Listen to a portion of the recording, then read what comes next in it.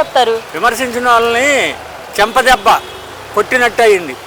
గెలిపించుకున్నందుకు ఏదో సహాయం చేస్తారు వద్దులైన వాళ్ళకి.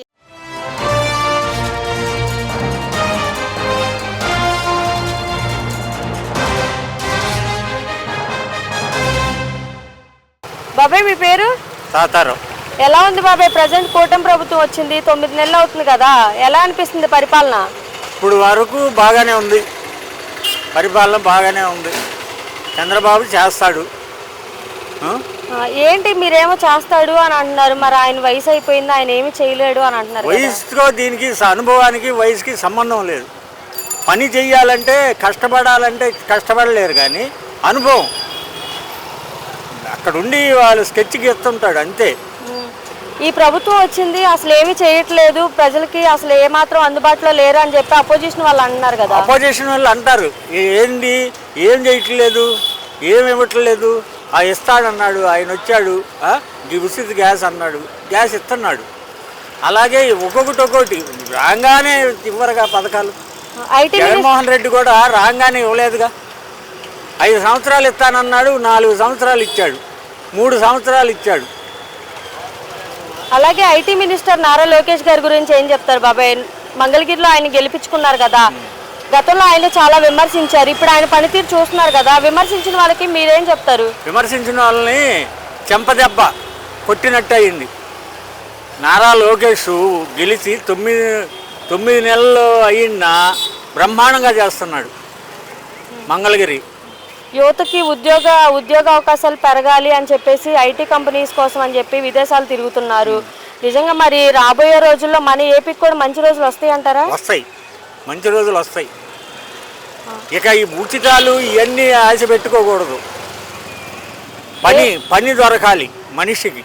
ఇప్పుడు టాపీ పని వాళ్ళకి కావాల్సినంత పని ఉంది, 5 సంవత్సరాల్లో వాళ్ళకి పని లేదు.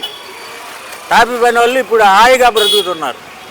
బాబాయ్ గత 5 సంవత్సరాల్లో చూసుకుంటే అసలు జగన్మోహన్ రెడ్డి చేసిన తప్పులు ఏంటంటారు? అన్నీ తప్పులే. ఆయన ఒకటి కాదు, ఆయన దేనిలో చేయి పెడితే దానిలో అరాచకం, దోపిడీ. ఇదే ప్రజల దగ్గర నుండి దోచుకునే ప్రభుత్వం, ఇదే అరాచకం ప్రభుత్వం అంటున్నారు. వాళ్ళు అంటారు, ఏదైనా అంటాడు, అన్ని అబద్ధాలే కదా. మళ్ళీ వస్తాడంటారా మరి జగన్మోహన్? ఇక జన్మలో రాడు. జనానికి తెలిసిపోయింది కదా ఆయన వస్తే ఎలాంటి కష్టాలు పడ్డారు ఏంటో. ఏదో పథకాలు ఇచ్చాడు, పథకాలు తీసుకొని పక్కకెళ్ళి కష్టాలు పడ్డారుగా. డబ్బులు తీసుకున్నారు కానీ ఓట్లు ఇలా. మీకైతే ఏది మంచి ప్రభుత్వం బాబాయ్? ఇదే మంచి ప్రభుత్వం, కూటమి ప్రభుత్వమే మంచిది. ఓకే బాబాయ్. అమ్మా మీ పేరేంటమ్మా? శివలేల. ఎలా ఉందమ్మా ప్రజెంట్ చంద్రబాబు నాయుడు గారు వచ్చిన తర్వాత సౌకర్యాలు ఎలా ఉన్నాయమ్మా? ఎప్పుడు అట్లాగే ఉన్నాయి, అట్లాగే ఉన్నాయి. పింఛన్లు ఇస్తున్నారా? పింఛన్లు 4000 చేస్తా అన్నారు కదా. ఇచ్చారు, ఇస్తున్నారు. ఓకే, ఒకప్పుడు ఎలా ఉండేదమ్మా పింఛన్ మీకు? ఒకప్పుడేమో ఆయన ఉన్నప్పుడేమో 250 ఇచ్చేవాళ్ళు, నాన్న యాతన పడేవాళ్ళం ఇంట్లో. ఆయన వచ్చిన జగన్ గారు వచ్చాక ఎవరికింటికి వాళ్ళకి ఇస్తున్నారు. ఇంకా ఆయన వెళ్ళిపోయాక ఈయన అట్లాగే ఇస్తున్నారు. 4000 ఈయన ఒకేసారి 4000 పెంచారు కదా, అంటే సంవత్సరానికి 250 కాకుండా ఒకేసారి 4000 చేస్తున్నారు, చేశారు కదా. ఎలా అనిపిస్తుందమ్మా? బాగానే కొద్దిగా మెరుగానే ఉంటుంది అవి ముసలి వాళ్ళకి. మరి బిడ్డలు చూస్తలేదు, ఎవ్వరూ చూస్తలా. ఏదో 2000 ఇంటి అద్దె కట్టుకుంటున్నారు. పరిపాలన తెలిసిందేగా మీకు, ఎలా ఉండిద్ది ఆయన పరిపాలన? ఇప్పటి నుంచి చూస్తారు కదా, ఇప్పటికే 3వ సారి ఆయన చూడడం మీరు.